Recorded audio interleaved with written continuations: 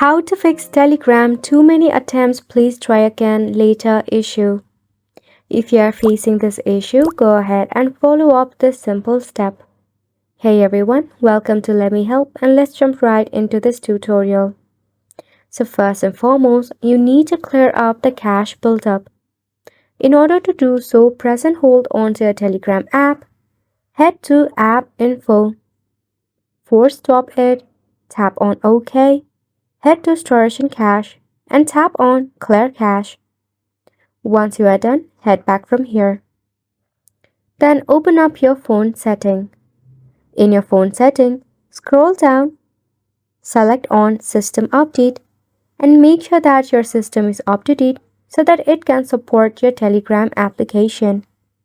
For the alternative way, you can check out the Apps option, head to All Apps, search for Telegram. Force stop it, head to Storage and Cache, and clear it up again. Now once you are done from all of the steps, you need to check for your Wi-Fi connection.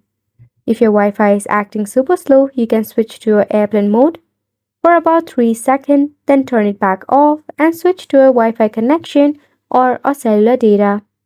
By this way, you'll be able to resolve this issue. And it's a wrap for the video as well. Thank you so much for tuning in.